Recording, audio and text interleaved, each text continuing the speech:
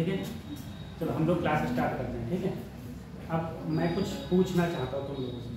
तुम लोग जो इधर हो, किताब में कॉपी में कोई मत देखना, सिर्फ मुझे इतना बता दो कि लास्ट टाइम पे मैं कौन सा चैप्टर पढ़ा।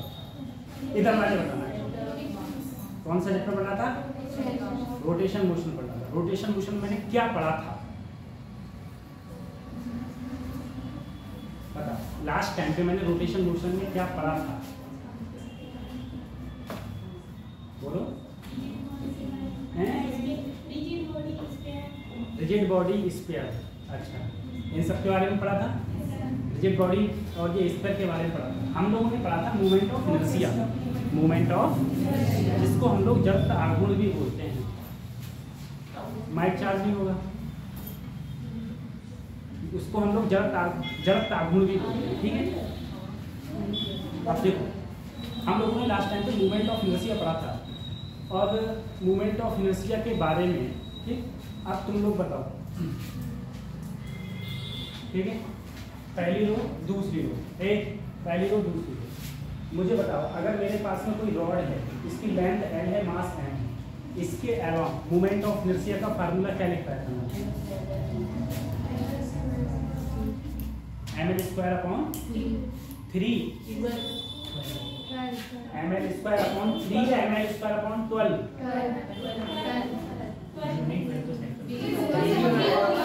क्या होगा? वही ना, मोमेंट ऑफ इनर्शिया था एम एल स्क्वायर अपॉन 3। इसके अलावा moment of inertia M L square upon, इसके अलावा मोमेंट ऑफ इनर्शिया 0। ठीक है, इसके अलावा moment of inertia M L square upon 12 sine square. इसके अलावा moment of inertia M L square upon 3 sine square. ये लिखवाया था सर। ठीक है, अब हम लोग देखना, इसके साथ में मैंने मोमेंट ऑफ इनर्शिया, मुझे बताओ अगर मेरे पास कोई सॉलिड स्फीयर है, एक अगर कोई सॉलिड स्फीयर है, उस सॉलिड स्फीयर का मोमेंट ऑफ इनर्शिया, अगर मेरे पास कोई सॉलिड स्फीयर है,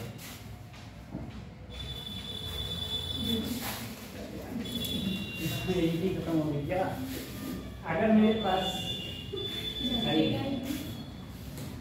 इंक पड़ेगी, इंक कहाँ?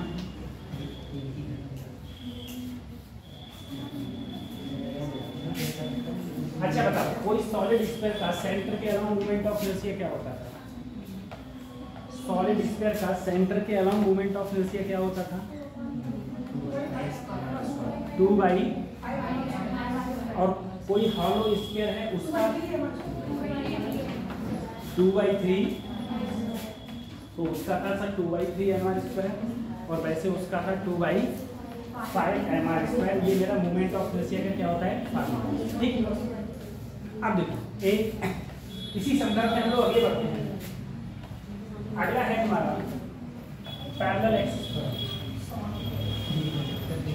Parallel axis. ठीक है, पैरेलल एक्सिस,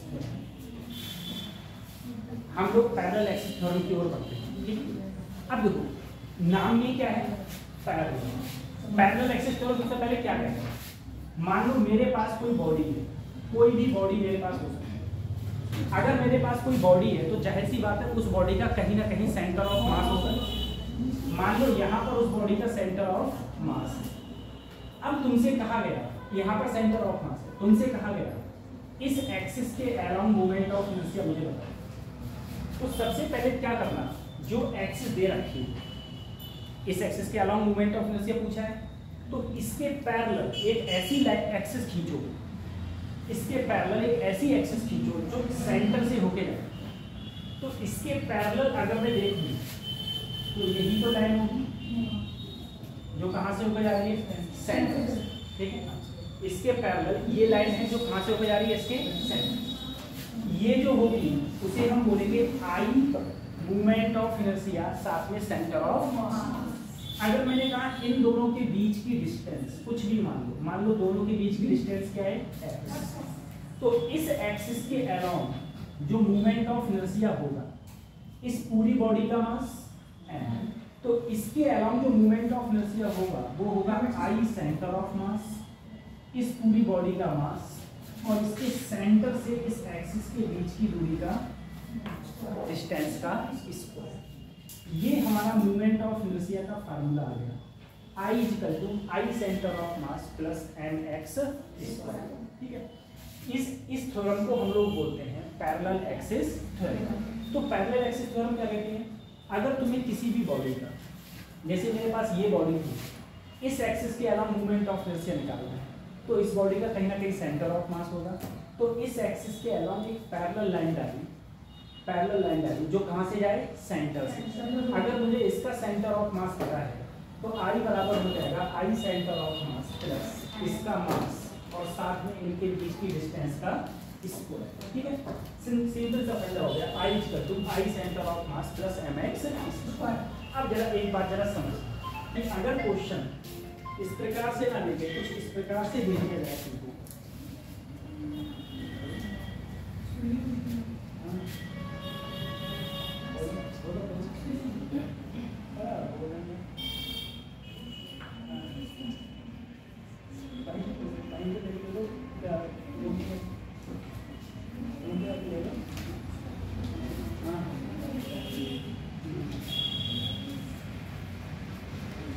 देखो अब जैसे मान लो मुझे कोई क्वेश्चन दे दिया उसने, मैंने तुम्हें फिर से जरा सोचना, एक तो ये पहला टर्म हो गया, दूसरी कोई टर्मिनोलॉजी इस प्रकार से मैंने कोई बॉडी ली, इस बॉडी का मास फिर से कुछ ना कुछ मैंने तुमसे कहा बताओ मुझे इस एक्सिस के अलावा मूवमेंट ऑफ इनर्शिया बताओ कि इस एक्सिस के अलावा मूवमेंट ऑफ इनर्शिया क्या होगा।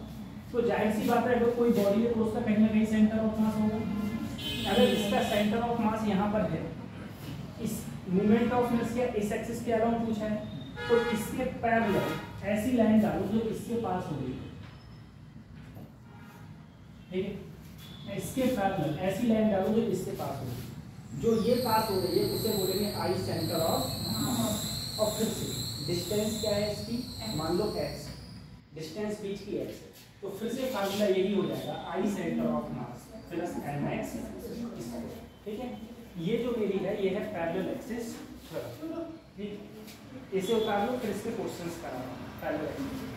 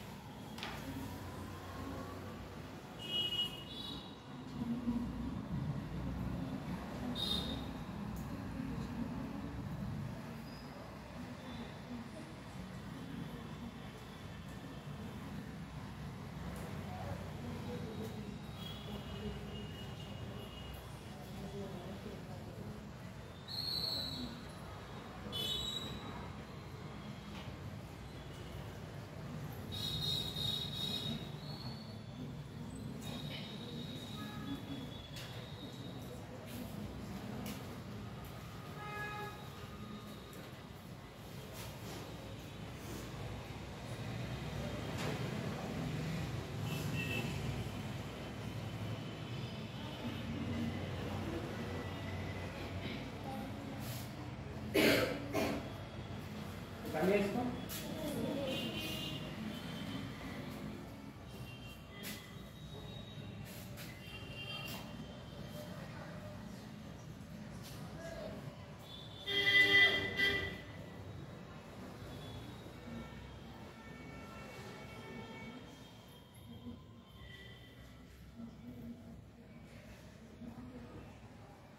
जल्दी बताओ जल्दी।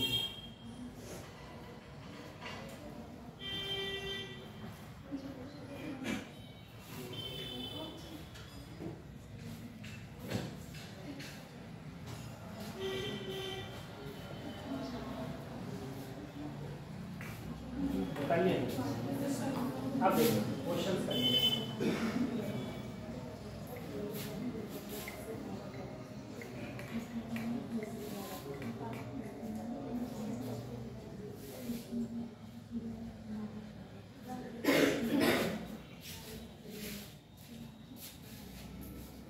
वही चीज जो मैंने बताई थी, मान लो मेरे पास में एक रॉड है, ठीक है, मैंने तुमसे पूछा इस एक्सिस के अराउंड मूवमेंट ऑफ इनर्शिया क्या है, तुम बोले सर मुझे डायरेक्ट फार्मूला पता है, अगर इसकी लेंथ L है और इसका मास m है तो इसका मूवमेंट ऑफ इनर्शिया इस एक्सिस के अराउंड होता था ml²/3, यही तो होता था।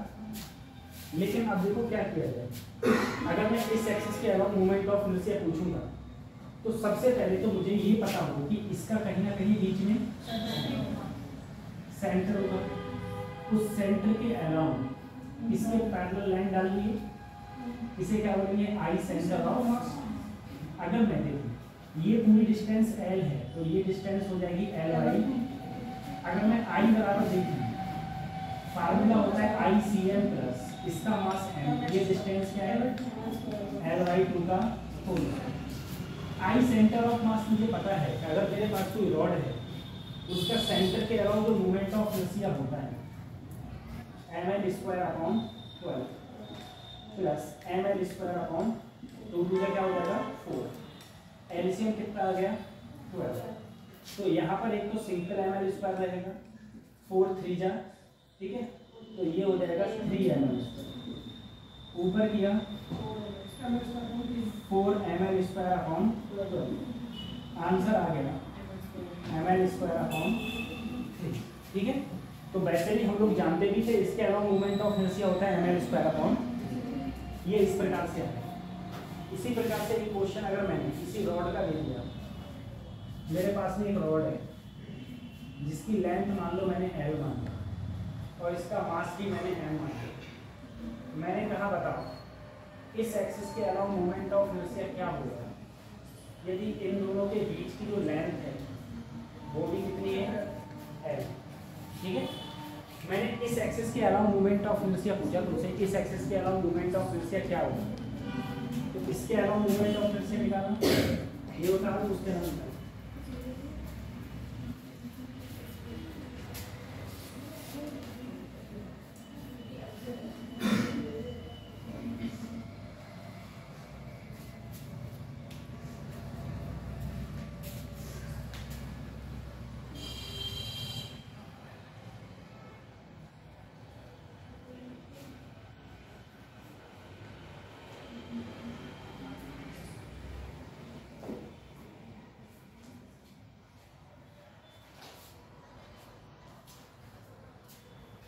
तो तुम से कोई मैथ वाला तो नहीं बैठा है,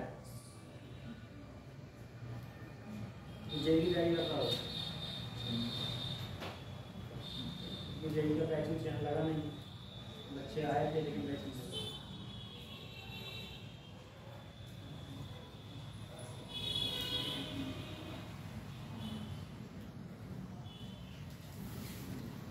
बताओ इसका मूवमेंट ऑफ इनर्शिया क्या होगा इस क्वेश्चन का क्या है।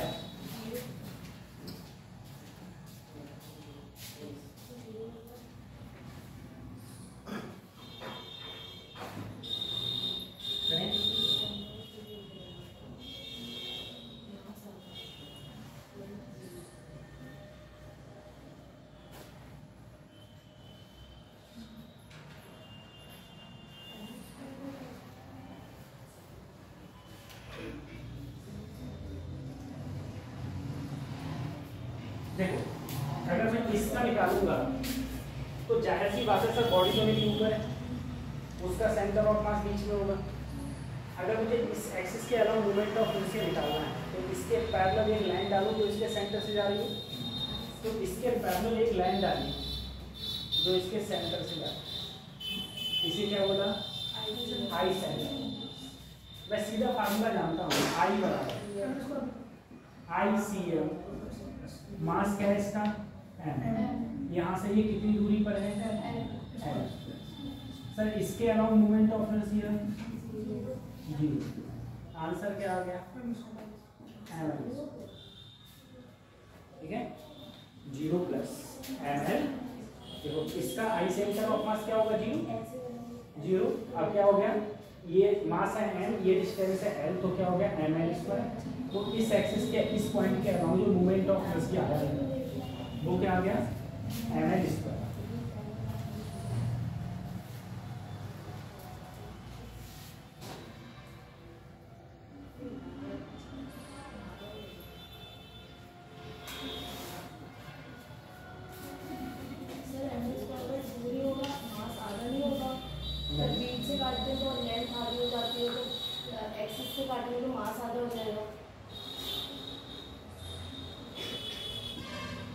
इसको एक्स से काटेंगे, मतलब हाँ, अगर ऐसे काटेंगे मास आधा और ऐसे काटेंगे तो लेंथ आधी। नहीं मास, इसमें मास कहाँ पर है, मास तो सिर्फ यहाँ है, यहाँ तो कोई मास नहीं है।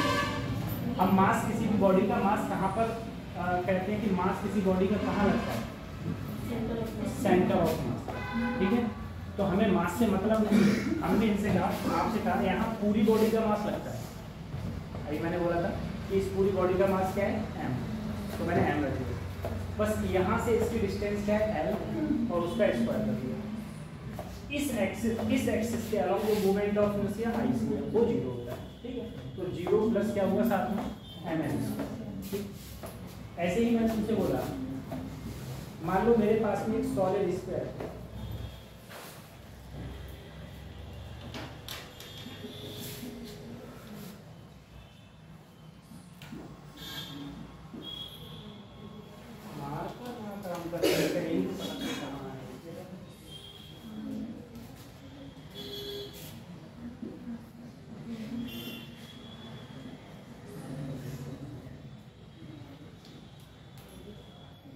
अगर कोई एक सॉलिड स्फीयर है, उस सॉलिड स्फीयर का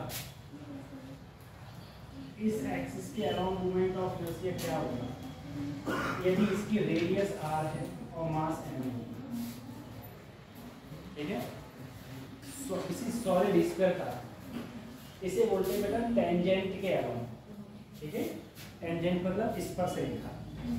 मेरे पास कोई सॉलिड स्फीयर है, उसका टेंजेंट के अराउंड मूवमेंट ऑफ इनर्शिया क्या होगा। अब क्या करें, सबसे पहले इसके पैरेलल लाइन डाल ली,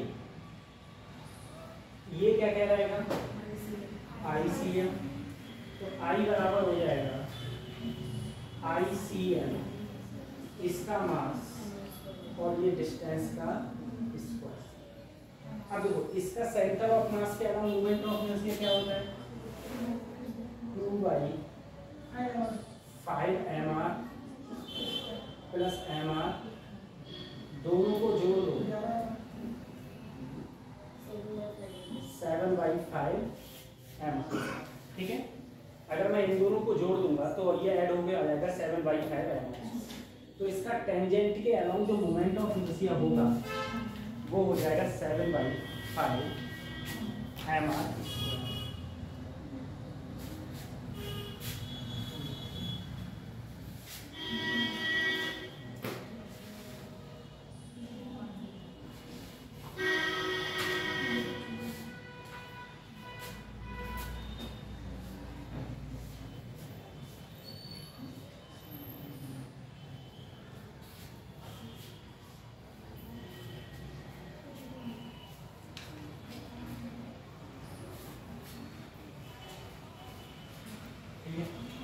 इसके आगे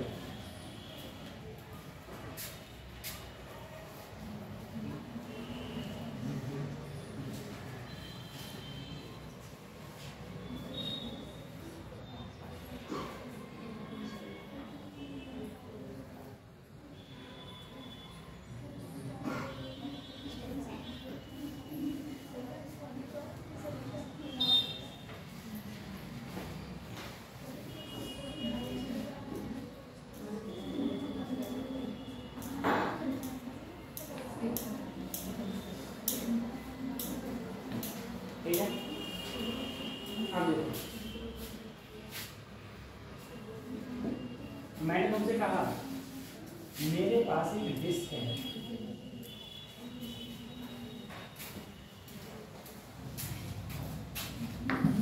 ठीक है, ये क्या है, डिस्क। डिस्क समझते हो ना।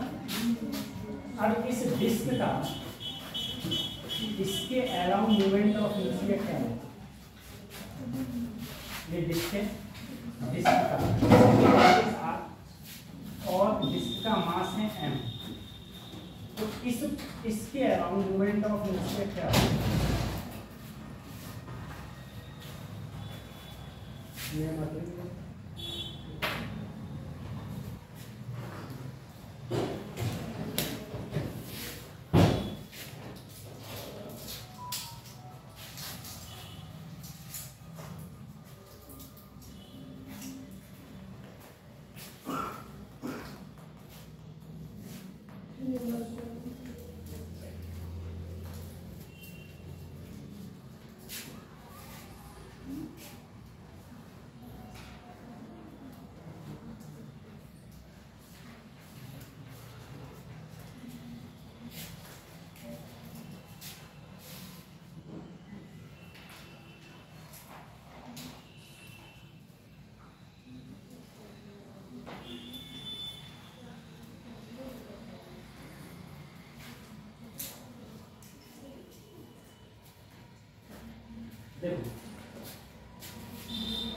एक डिस्क है मेरे पास, डिस्क की रेडियस मैंने कितनी मान ली, हाँ, मैंने कहा इस पॉइंट के अराउंड मूवमेंट ऑफ इनर्शिया क्या हो, इसका मास m है। इस पॉइंट के मतलब अराउंड का मतलब है डिस्क ऐसे है तो ये एक्सिस हो गई, तो इसके पैरेलल यही तो होगी, ये डिस्टेंस कितनी है r, इसके अराउंड मूवमेंट ऑफ इनर्शिया पूछूं plus mass into, sir disc का इस सेंटर के अराउंड जो मूवमेंट ऑफ इनर्शिया होता है वो क्या होता है, mr² नीचे कुछ नहीं है तो 2 LCM हो गया, mr² 2mr², आंसर क्या आ गया 3/2 mr, ठीक है, ये आ गया आंसर।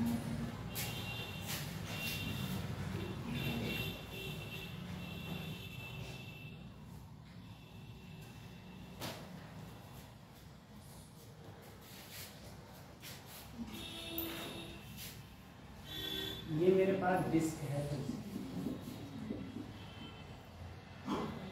डिस्क का इस टेंजेंट के अराउंड बताओ मूवमेंट ऑफ इनर्शिया क्या होगा, रेडियस r है, मास m,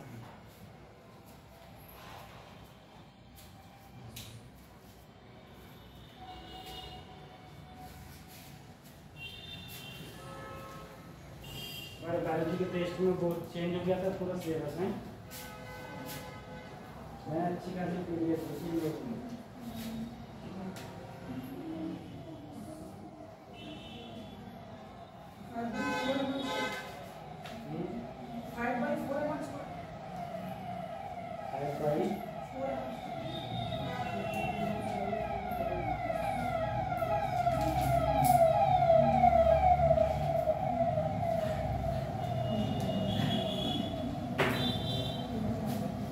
देखो सबसे पहले इसका सेंटर में होगा, ये क्या कहलाएगा ICA, तो तुम्हें पता है ये क्या है डायमीटर, ये क्या है, और डायमीटर के अराउंड जो मूवमेंट ऑफ इनर्शिया होता है वो क्या होता है mr²/4,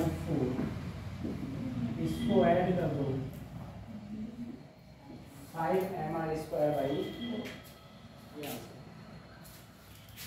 ठीक है 5mr²/,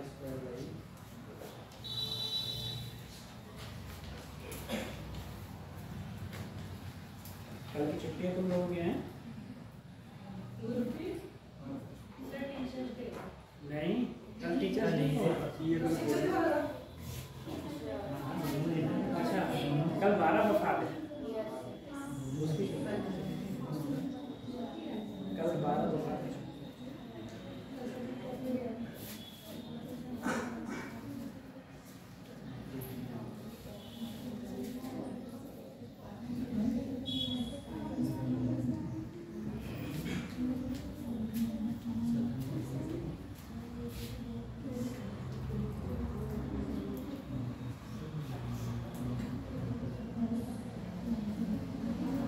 उतार लिया, ठीक है। अच्छा मुझे बताओ, ये क्वेश्चन कर दो। मान लो ये मेरे पास रिंग है, ये है रिंग, रिंग की रेडियस है मेरे पास r, इसका मास है मेरे पास m,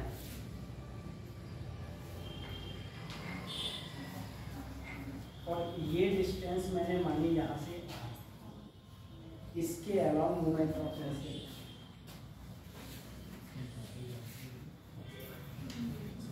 ठीक है, रिंग है, रेडियस r, मास m, इस पॉइंट के अलाउंग मूवमेंट ऑफ इनर्शिया क्या होगा? यहाँ से भी डिस्टेंस क्या दे रखी है r। अगर यहाँ से डिस्टेंस r दे रखी है तो बताओ मूवमेंट ऑफ इनर्शिया क्या होगा?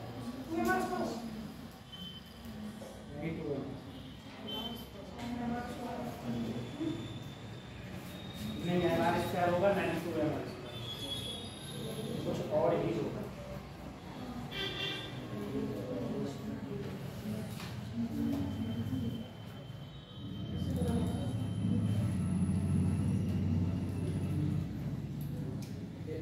छुट्टी पड़ी, बात है भी अच्छा है। मैं तो 1:30 बजे को फ़ोन किया, मुझे समझ में आ रहा क्लास भी है, मैंने मतलब बस डेली का रूटीन चल जाए बात रही।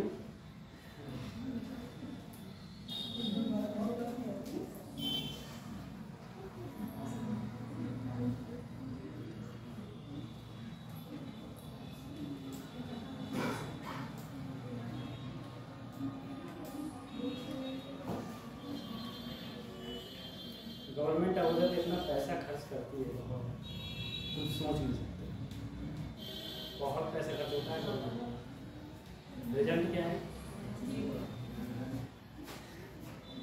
क्यों? क्योंकि ये संस्था गवर्नमेंट,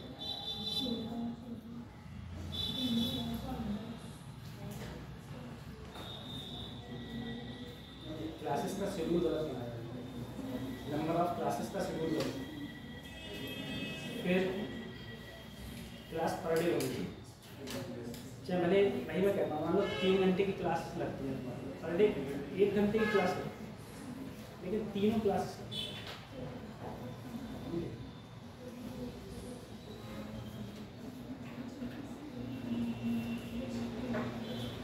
बताओ क्या होगा?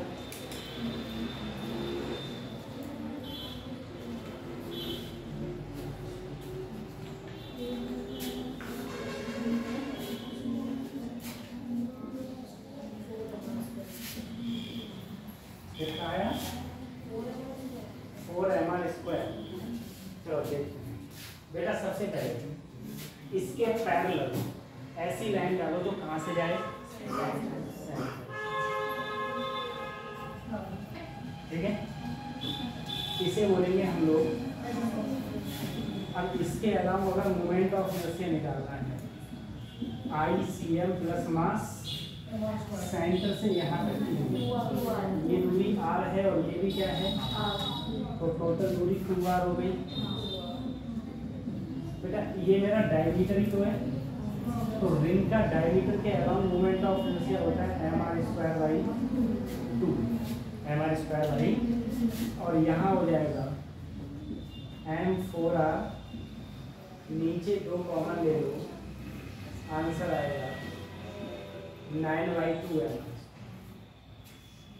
ठीक है, ये आंसर है 9/2 mr²। अच्छा एक और कर दो, मतलब तुम एक सही कर दो तो मैं आगे बढ़ूँ।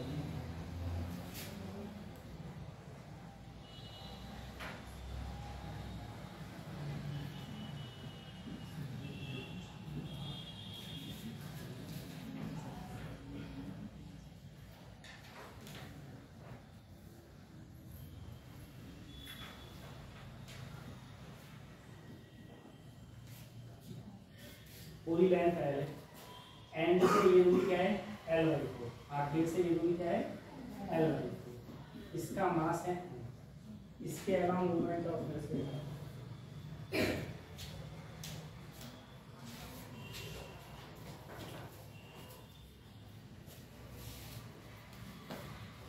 इस पॉइंट के अलाउंग मूवमेंट ऑफ इनर्शिया क्या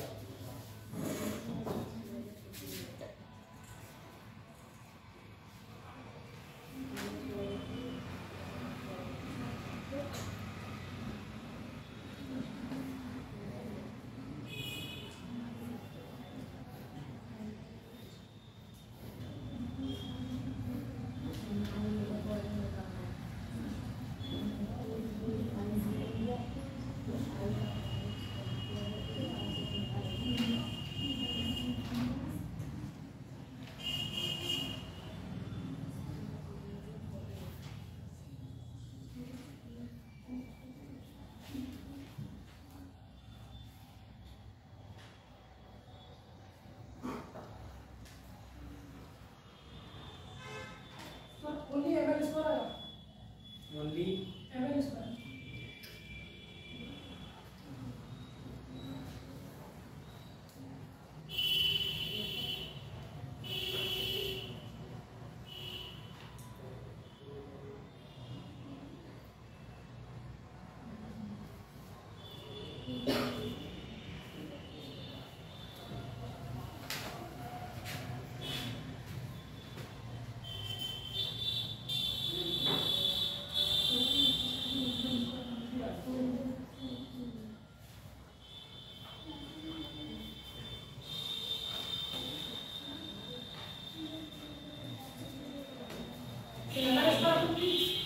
देखो इसका कहीं ना कहीं सेंटर होगा, इस सेंटर के अराउंड मूवमेंट ऑफ इनर्शिया, ठीक है। अब देखो ये दूरी पूरी L/2, इधर क्या है तो ये दूरी कितनी बची, ये पूरी दूरी L/2 में से इधर वाली दूरी गई L/2, तब कितनी बचेगी, यानी कि ये वाली डिस्टेंस भी हो गई L/2। अब निकाल लो, अब कोई दिक्कत ही नहीं। I सेंटर ऑफ मास, ये डिस्टेंस क्या है L/4 का। I सेंटर ऑफ मास क्या होता है m प्लस mL/60, ठीक है। अब इन दोनों को सॉल्व करके आंसर निकालो कितना है।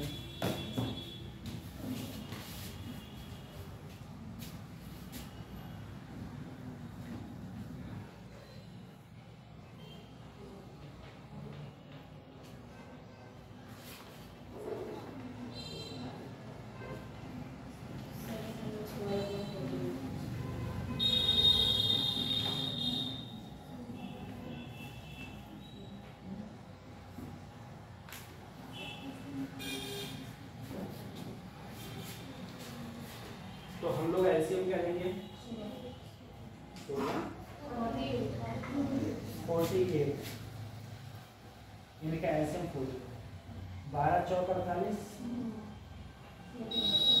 16 3 48, 4 और 3 7 mL/, ये आंसर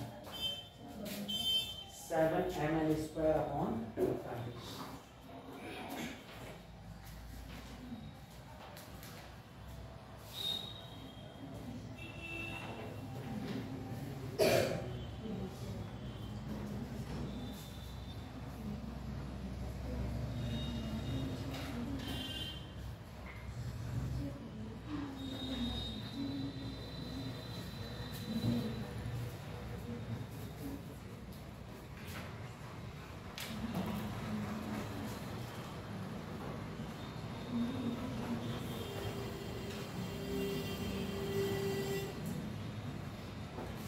उसके बाद में अगला हेडिंग पड़ेगा परपेंडिकुलर एक्सिस। ये पैरेलल एक्सिस थ्योरम थी, उसके बाद हेडिंग आएगा परपेंडिकुलर एक्सिस।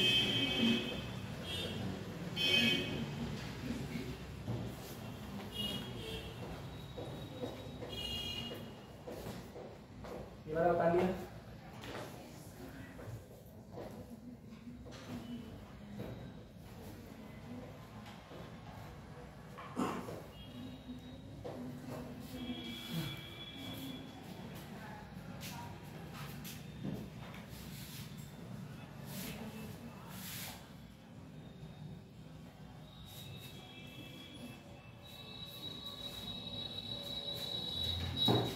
खत्म करूं?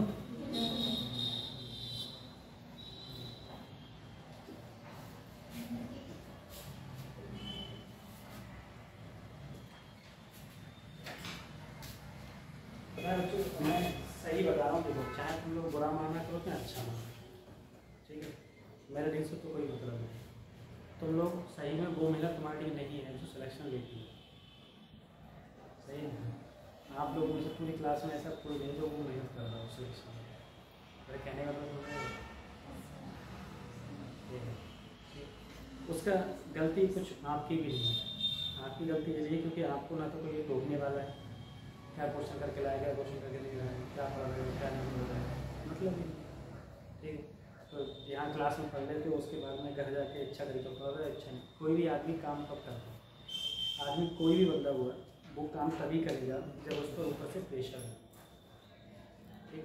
आप लोग देखो जितना प्राइवेट सेक्टर होता है उस प्राइवेट सेक्टर में काम ज़्यादा होता है as compare to government sector. Government sector में क्या है, अगर कोई बंदा टीचर बन गया, ठीक है, मान लो मैं टीचर के एग्जाम्पल दूँ, अगर कोई बंदा टीचर बन गया तो उसके ऊपर ये प्रेशर नहीं है कि बच्चे पास हो रहे हैं कि नहीं हो रहे हैं, बच्चे पढ़ रहे हैं कि नहीं पढ़ रहे हैं, ठीक है, बच्चे आ रहे हैं कि नहीं आ रहे हैं, सही है।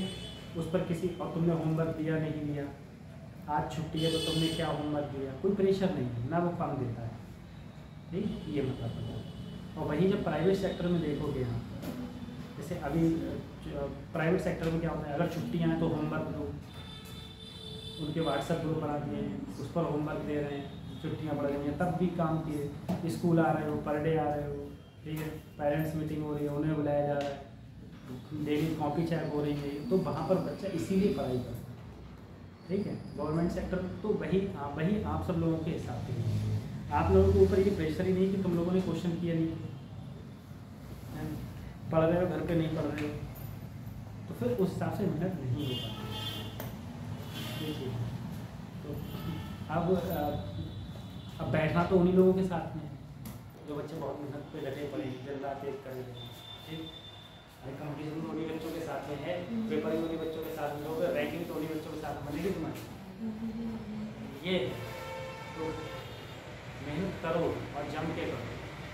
और मैं तुम्हें सही बताऊँ, जिस दिन मेरा मूड ऑफ होता है ना, मेरे इसी वजह से और मूड ऑफ होता है, मुझे सही नहीं लगता है कि वो मेहनत हो ही नहीं पा रही है भाई, जिस हिसाब से एक्शन लेना चाहिए, ये चीज़ें कोई बात नहीं।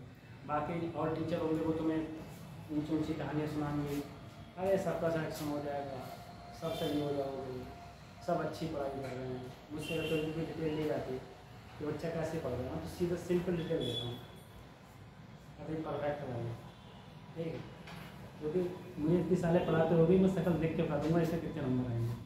आप सब लोगों के अगर तुम अभी चाहो तो हर एक की कॉपी पर लिख कर नंबर लिख दूँगा, तुम लोगों के नीट में किस कितने कितने कितने नंबर आते हैं, ये है।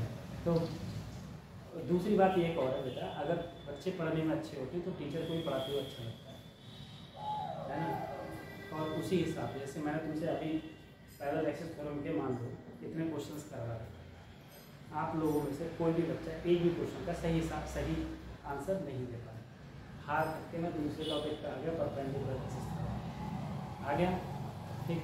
अब यहीं पर अगर तुम कोई अच्छा अगर एक दो बच्चे ही अच्छे जवाब दे देते मुझे, तो मैं यही पैरेलल एक्सेस थ्योरम के कुछ ऐसे क्वेश्चंस कराता जो क्वेश्चन वास्तव में दमदार क्वेश्चन होते कि हाँ क्या क्वेश्चन है। अब मुझे पता चला कि तुम लोग यही क्वेश्चन को नहीं कर पा रहे हो और मैंने अगर वो क्वेश्चन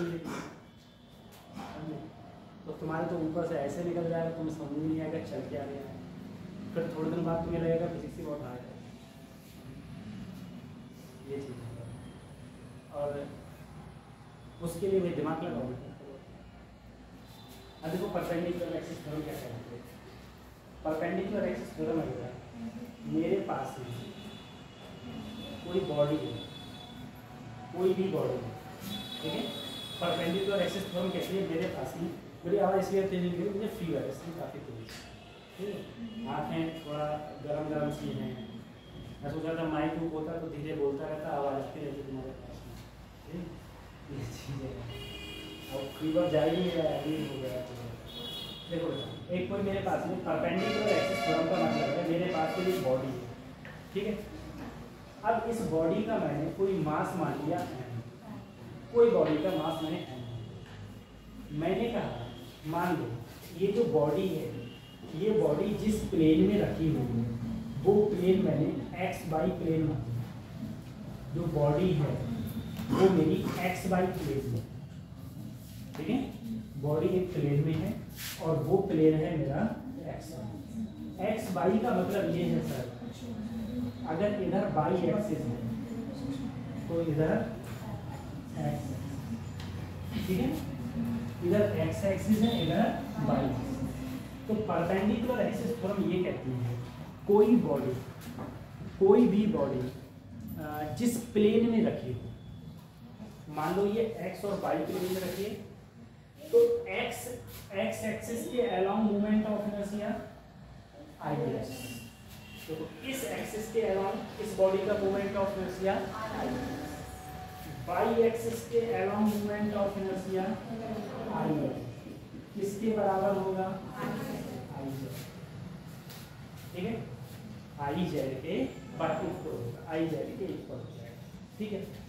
अब तुम लोग अगर समझो इसको तो हम लोग इस प्रकार से समझ सकते हैं, जैसे मेरे पास में ये कॉपी है, ये मान लो सभी ऐसे रखी हुई, ये प्लेन है, ये बॉडी है, ये प्लेन, इधर x तो इधर, तो मैंने कहा इस एक्सिस, ये x एक्सिस होगी, इसके along movement of inertia I x, इसके अलाउंग आई जेड और इसके अलाउंग आई जेड, तो I x plus I y equal to I, ठीक है।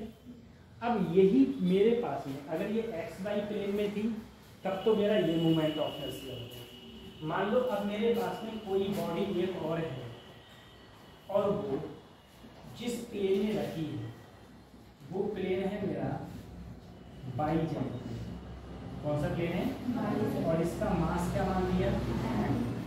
अब हम देखें सर जी क्या होगा, ये बाई और जेड है तो आई वाई प्लस आई जेड किसके बराबर होगा, आई एक्स के बराबर, ठीक है।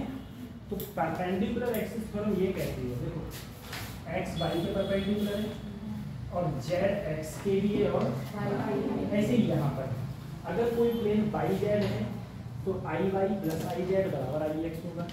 अगर यहीं पर कोई प्लेन मेरे पास एक्स जेड होता है, अगर कोई बॉडी किसी एक्स जेड प्लेन में रखी हुई होती है, अगर एक्स जेड प्लेन में रखी होती सर तो I x plus I Z बराबर आई, ठीक है। ये मेरी परपेंडिकुलर एक्सिस थ्योरम कहते हैं। फिगर से ये भी निकाल लो, ये भी दो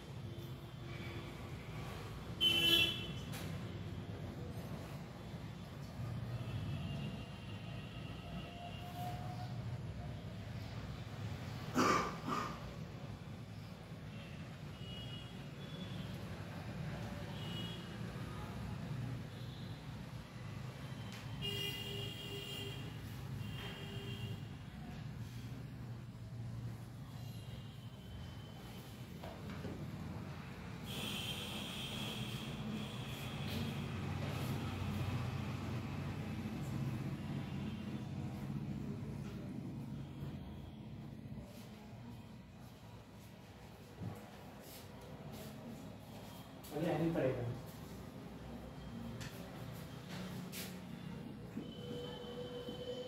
टॉर्क, इसे हम लोग मोमेंट ऑफ फोर्स भी बोलते हैं।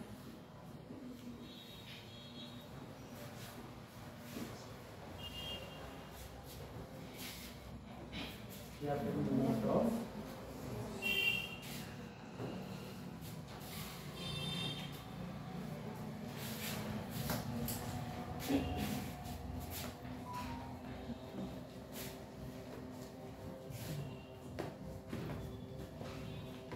तुम लोग का जो बायोलॉजी का टेस्ट हुआ था बताया क्या गया था सेकंड ईयर में, हवाई कौन सी थी? फर्स्ट ईयर फिर से पूछी थी, फर्स्ट ईयर थर्ड फोर्थ हैं तीसरा जाता जाता है, तीसरा जाता तो वो तो पढ़ा हुआ था तुम्हारे किस साल से?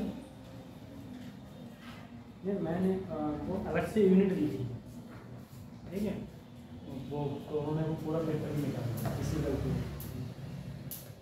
चलो अगर हम लोग टॉर्क की बात करें, देखो मेरे पास कोई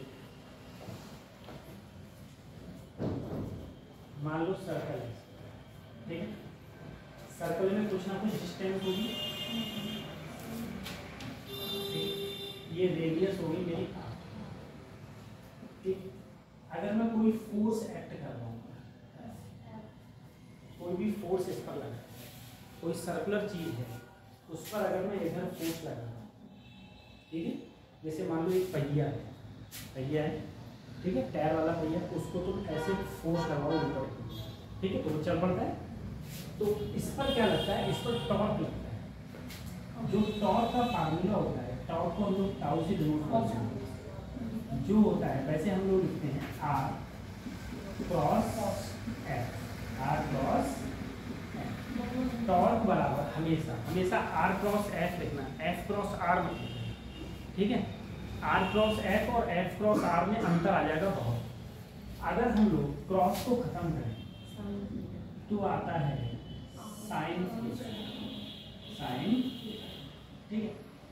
अगर एंगल 90 डिग्री, जैसे यहाँ पर एंगल ये क्या है 90 डिग्री, तो टॉर्क का फार्मूला लिखता है आर इंटू एफ, क्योंकि साइन 90 की वैल्यू क्या हो जाती है, यहाँ हो गया साइन 90, ठीक है, साइन 90 की वैल्यू होगी 1, तो जब साइन 90 1 हो जाएगा तो सिर्फ मेरे पास क्या बचा, आर एफ, सिर्फ आर एफ बचा। तो टॉर्क का फार्मूला सिर्फ मेरा पास क्या आया, आर एफ, ठीक है। दूसरी चीज, कुछ लोग ऐसे भी बोलते हैं कि हम लोग टॉर्क को लिख सकते हैं force into perpendicular distance,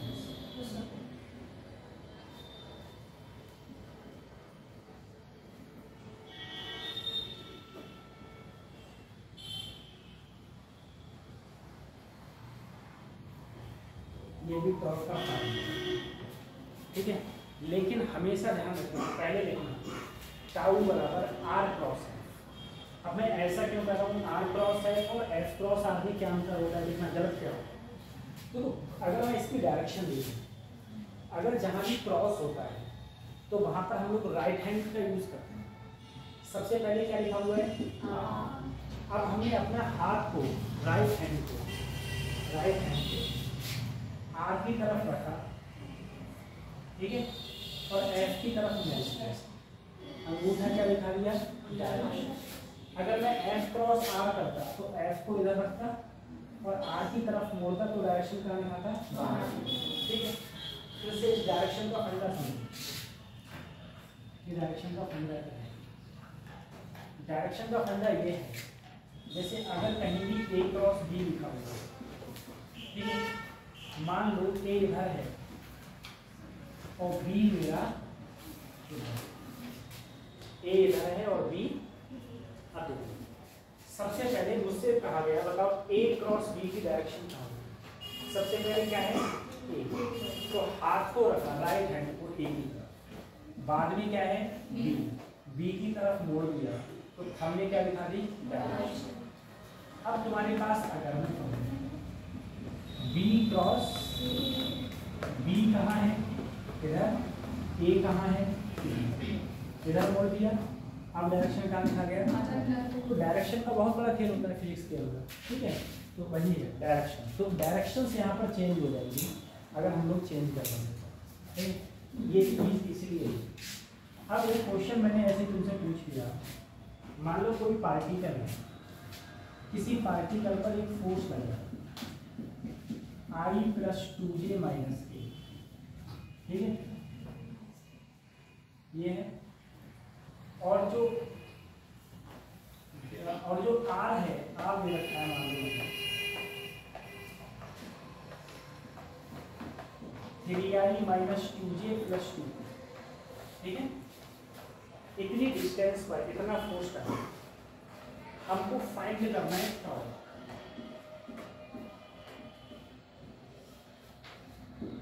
torque find करना है। देखो टॉर्क बराबर क्या होगा? R cross F।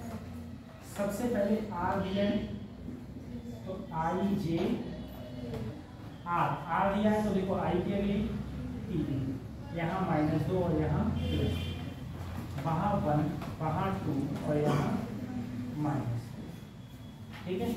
इसको हम लोग सॉल्व करेंगे।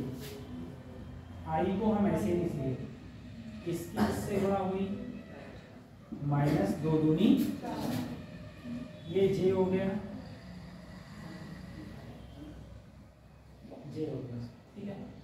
3 एकम 2 एकम, अब K आ गया, 3 दूनी 6, 2 एकम, यहाँ पर सॉल्व किया, माइनस का 2i प्लस का 5j प्लस का 8, ठीक है। ये सॉल्व करना आता है, ठीक है। इसे सॉल्व करके हमारा लिया, तो ये हमारे पास में क्या आ गया? टॉर्क आ गया। ये हमारे पास टॉर्क, इसे बताना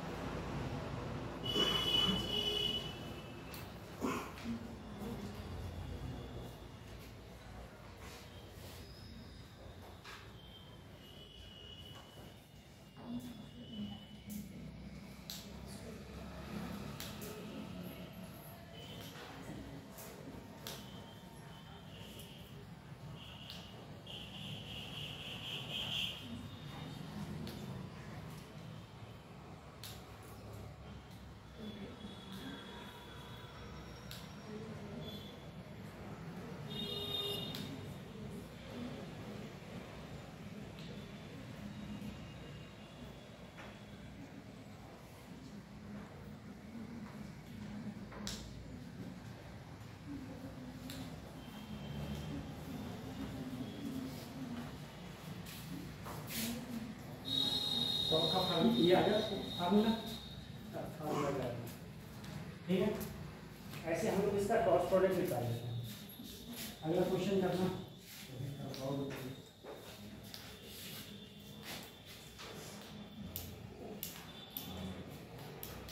क्वेश्चन लिखने में बोल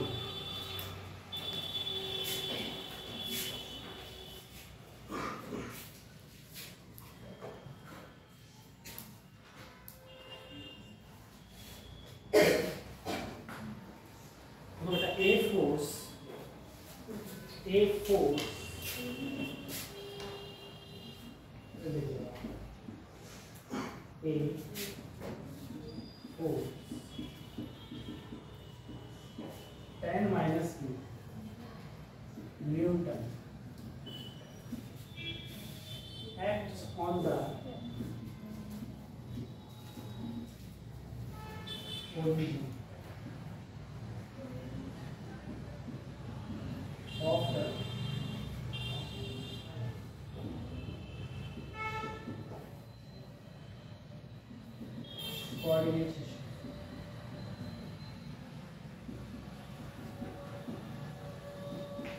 Find the torque.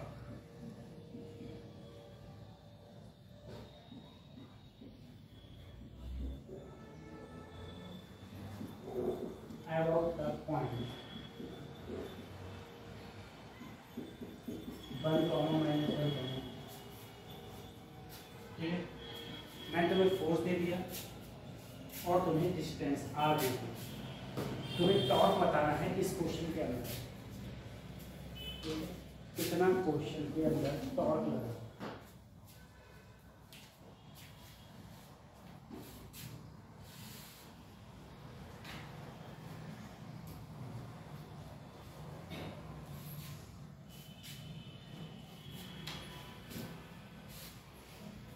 कितना टॉर्क लगा है।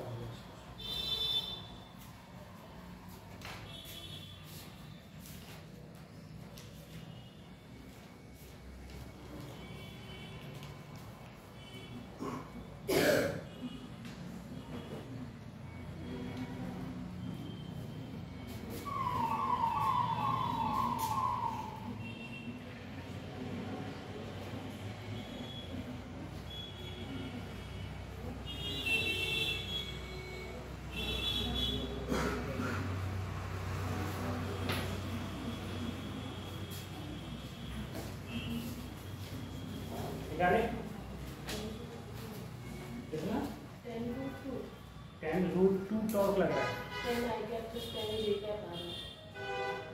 10 i cap plus 10 j cap. सबसे पहले sir torque r cross f होता है, अगर मैं r क्रॉस f निकालूं तो सबसे पहले r कितना आएगा, सबसे पहले ij के लिख दिया, ये 1 ये -1 और ये यहाँ पर से देखो ये भी 0 ये भी 0, यही तो -10 है कहीं, ठीक है।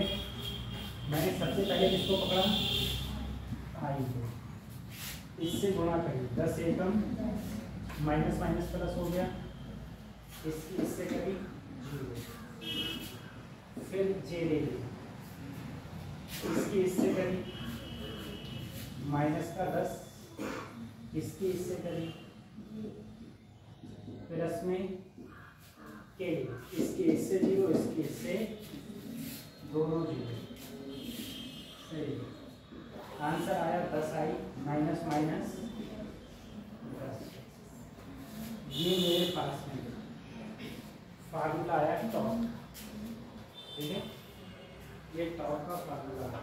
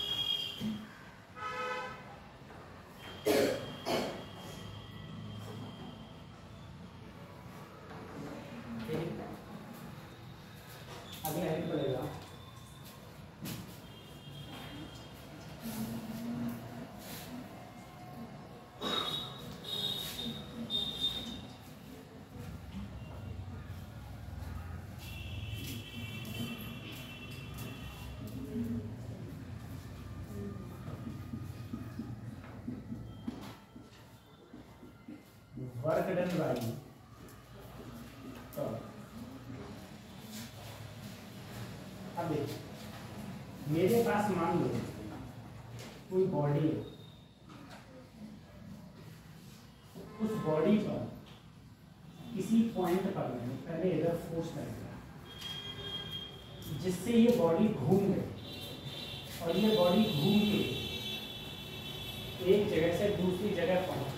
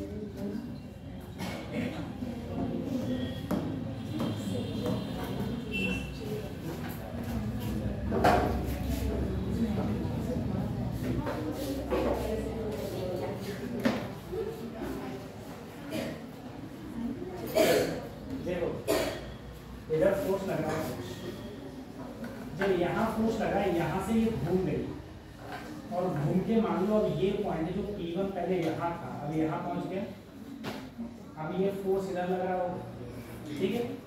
मान लो ये छोटा सा घूमा, छोटा सा कितना घूमा D, ठीक है। देखो सर जो वर्क डन का फार्मूला हो यहाँ पर हो जाएगा, वर्क डन का फार्मूला पहले जितना टॉर्क लगा और जितना छोटा सा तो डी डब्ल्यू बराबर हो जाएगा टाउ इंटू डी, ठीक है, टाउ इंटू डी। अब वर्क डन का फार्मूला तो हमारा ये होता था force into displacement, force into, उससे ये कैसे बन गया, तो force into displacement work done का फार्मूला तब लगता था जब कोई भी चीज़ एक स्ट्रेट लाइन सीधी रेखा में चलती थी, ठीक है। अगर कोई चीज़ घूमेगी तो वर्क डन का formula tau into d theta ही लगेगा, टाउ इंटू, ठीक है। अगर हम इसमें पावर की बात करें, पावर का फार्मूला होता है work done per unit time.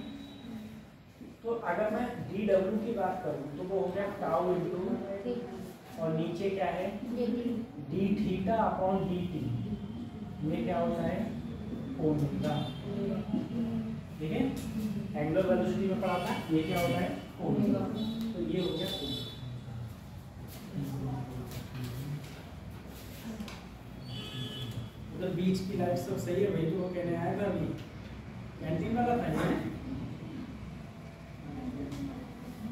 ये कह रहा था बीच की लाइट सब सही है।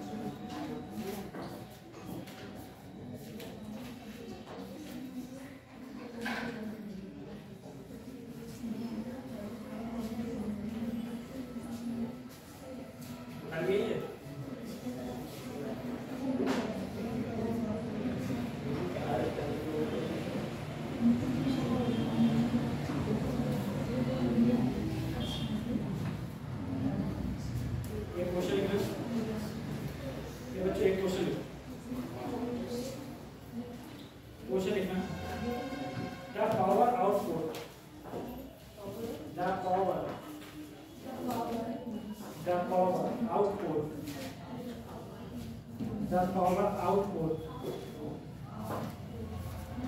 of an automobile engine automobile engine is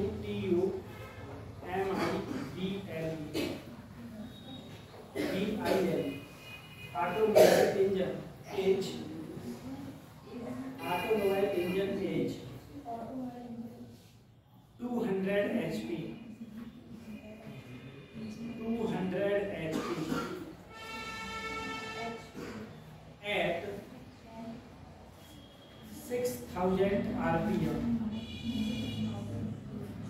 at 6000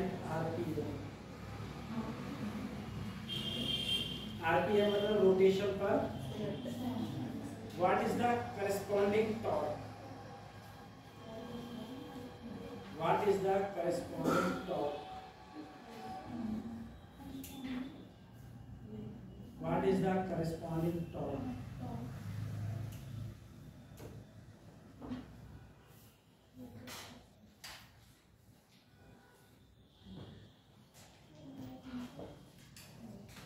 What is the corresponding torque? ठीक है, अब देखो सबसे पहले क्वेश्चन में तुम्हें दिया क्या है, पावर दी है। पावर का फार्मूला क्या होता है भाई? पावर हमको दिया है और हमसे क्या पूछा है? टॉर्क पूछा है ना। टॉर्क बराबर होता है P अपॉन सर पावर जो हमको दी है वो दी है 200 HP। HP का मतलब क्या हो गया? अगर हॉर्स पावर को मैं वाट में बदलूं तो एक हॉर्स पावर में 746 वाट होते हैं। एक हॉर्स पावर में जो वाट होते हैं वो होते हैं 700। तो मैंने 746 से क्या कर दिया? अब गुणा करो 2 से।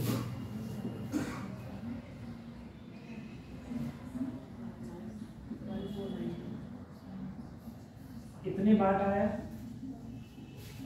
ठीक है, कितने वाट आया? अब हमें P तो पता है, ओमेगा नहीं पता है, तो हमको क्या दिया? फ्रीक्वेंसी। कितने रोटेशन पर मिनट है? 6000 रोटेशन पर मिनट है ना। इसको सेकंड में कन्वर्ट करने के लिए 7 से बाहर कर दिया तो कितना आया यहाँ पर? 100 आया। अब मैं फार्मूला जानता हूँ क्या? अगर मुझे ओमेगा निकालना है, ओमेगा बराबर होता है 2 पाई। ठीक है, पाई की वैल्यू और न्यू की वैल्यू 2 चौक 8, 2 एकम 2, 2 3 और किससे गुणा कर दी? आंसर क्या आया? 600। अब टॉर्क निकल जाएगा। पावर की जगह 14920062। ठीक है, 62 इसको इससे बाहर हो। ठीक है, लगभग किसके करीब आंसर आएगा बताओ? लगभग किसके करीब आएगा? अच्छा, टॉर्क की यूनिट क्या हो जाएगी? टॉर्क बराबर क्या होता है? Force into perpendicular distance. Force की न्यूटन, परपेंडिकुलर की डिस्टेंस। ठीक है, यूनिट आ गई Newton metre.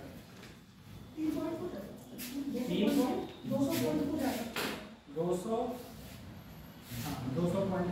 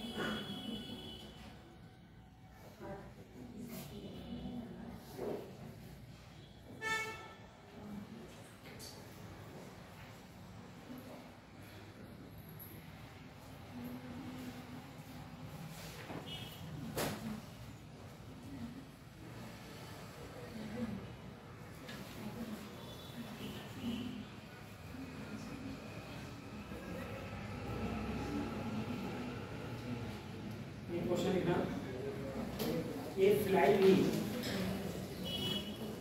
A fly wheel, a fly wheel, a fly wheel,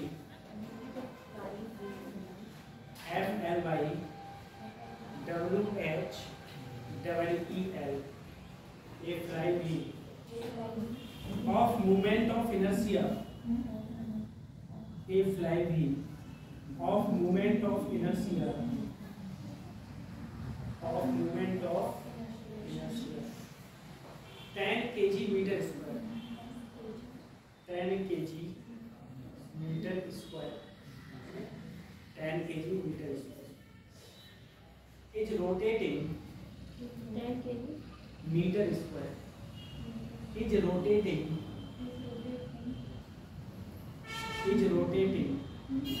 at 50 radian per second, 50 radian per second,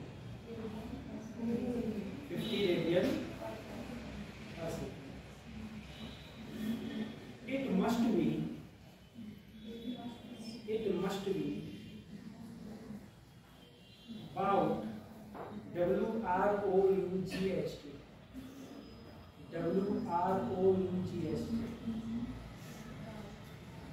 to rest in 10 seconds, to rest in 10 seconds, 10 seconds, to rest in 10 seconds, to rest in 10. How much work done? How much work done? Must be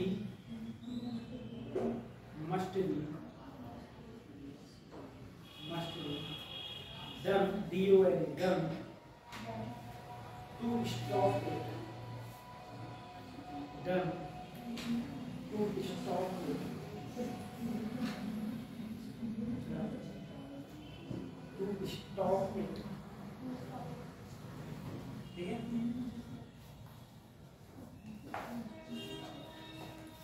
देखो work का formula होता है tau into theta, ठीक है, ये D theta tau into theta. अब तुम्हें torque दे रखा है, कितना दे रखा है टॉर्क, दे रखा है, नहीं दे रखा है, कोई बात। तो सबसे पहले तो थीटा निकालो, इनिशियल पता है 50 है, फाइनल क्या हो गया 0, ठीक है। सबसे पहले हमें निकालो टॉर्क, आई दे रखा है,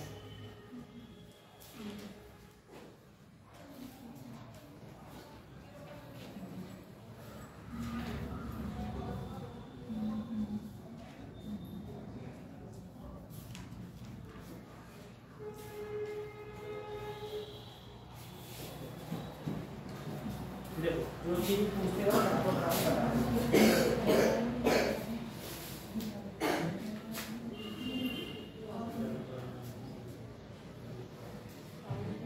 सबसे पहले मुझे पता क्या क्या है, मुझे ये बताओ। मोमेंट ऑफ इनर्शिया कितना दे रखा है 10 दे रखा है, ठीक। इनिशियल ओमेगा कितना दे रखा है 50 रेडियन पर सेकेंड। कह रहा है फाइनल रुक जाए तो फाइनल क्या हो गया 0। हमसे क्या पूछा है वर्क। सर वर्क का फार्मूला होता है टाउ इंटू ये हो। सबसे पहले तो ना तो मुझे टाउ पता है ना तो मुझे, तो मैं एक फार्मूला जानता हूँ बेटा, टाउ बराबर एक फार्मूला होता है आई तो अगर मैं यहाँ टाउ की जगह रखूँ तो आई अल्फा इंटू, सर मुझे आई पता है लेकिन अल्फा अब भी नहीं पता और थीटा। मैं क्या करूँ, मेरी initial velocity final velocity 0 initial और कितने सेकंड में रुक गया 10 सेकंड में। इक्वेशन लगाइए b बराबर u प्लस 1, ठीक है, b बराबर u प्लस, ठीक है, ये हो गया 0। ये कितना है 50, टाइम की वैल्यू इसको इधर लाओ -10 अल्फा, अल्फा की वैल्यू क्या आ गई माइनस। अगर मुझे अल्फा की वैल्यू -5 है, ठीक है, अल्फा की वैल्यू बता दी। अब मैं ये देखूं कितना एंगल चल के ये रुक जाएगा, कितना एंगल चल के रुक जाएगा, तो मैं इक्वेशन लगाऊंगा b² बराबर u² plus 2as। Third equation final हो गया 0, इनिशियल है 50 का स्क्वायर, अल्फा की वैल्यू -5 इंटू, ठीक है, ये इधर आएगा, ये हो गया 10 थीटा, ये हो गया 2500। 0 से कितना चल के रुक जाएगा 250, ठीक है, यहाँ यूनिट होगी रेडियन पर सेकंड। अब सारे मान लो, आई की वैल्यू कितनी है 10, अल्फा की वैल्यू और थीटा की वैल्यू कितनी है, ठीक है, 2500 गुणा 5, 25 पंजे 125, 2 0 और लगा दो, ये आंसर छुट्टी, ठीक है। तो सबसे पहले तो फार्मूला बताओ, तो फार्मूला के आधार पर ये निकालो क्या क्या चीज़ निकालना है, क्या क्या चीज़ निकालना है, तो सब चीज़ों को हम लोग पुटअप करते रहो और पुटअप करते रहो, फाइनल तुम्हारा आंसर आए। इस प्रकार से हम लोग इसको बताओ।